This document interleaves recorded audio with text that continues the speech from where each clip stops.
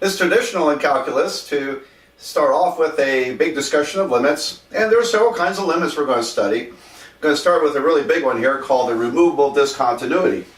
And before I get going, the snow is melting off the roof and it's dripping in the gutter, so if you hear a little sound through the camera, that's what it is, so try to ignore it.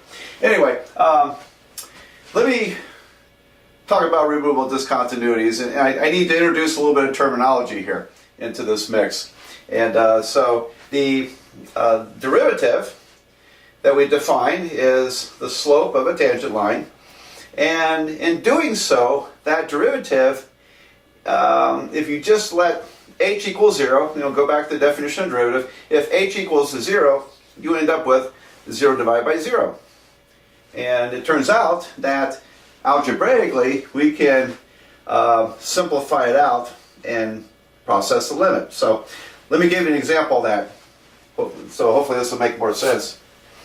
I want to study the limit of x squared over x as x approaches 0. What does that mean?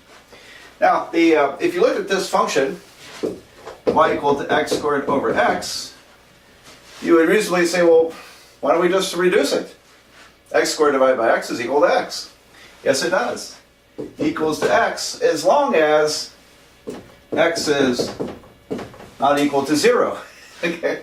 But if x was equal to 0, we'd have that 0 divided by 0 form, which is the indeterminate form we talked about earlier. So, what's that look like? Well, this function looks like a line, y equals x, the line y equals x, and we'll draw it. But the exception, when we divide by, if x is equal to 0, we can't compute it. So the function does not exist where x is equal to 0.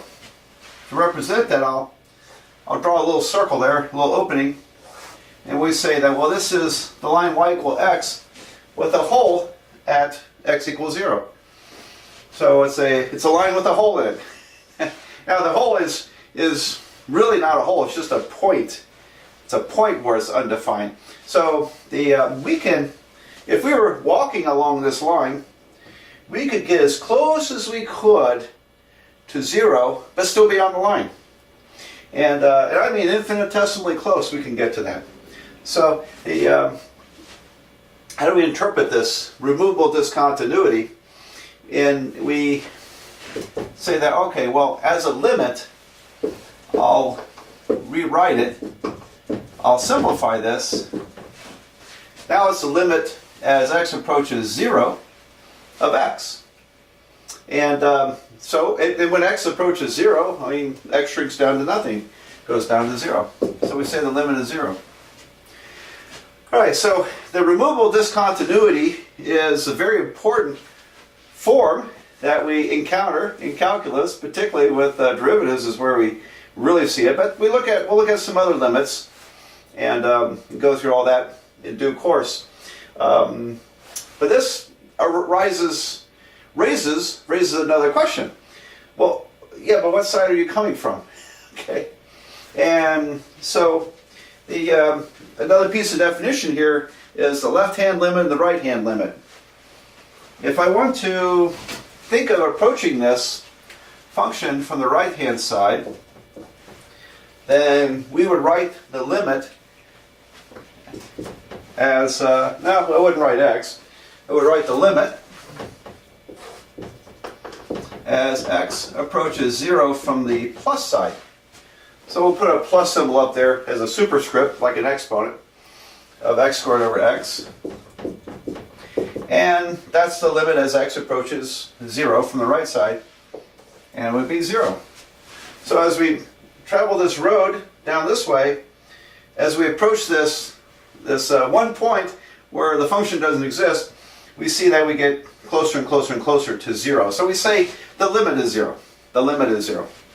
And as x approaches from the right. Now, the opposite direction, if I was going from the left side, then the notation looks like this.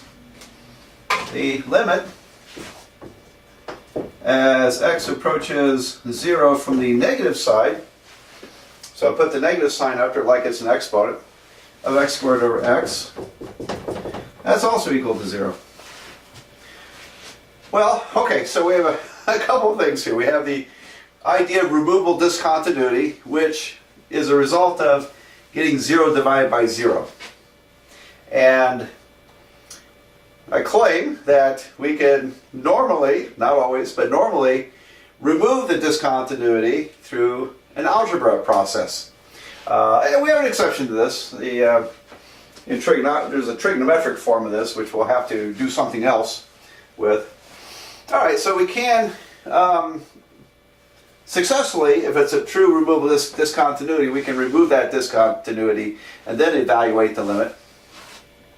We have the idea of a right-hand limit and a left-hand limit, and we'll give more examples of these. So we have a lot of examples to give you of all this stuff. But when the right-hand limit and the left-hand limit are equal, we say that the limit in general is the same. And so since these are both equal to 0, then the general limit equals to 0. All right, so I'm going to eventually summarize all this as we go through all these rules. But I think next we ought to work through a couple of examples of removable discontinuities.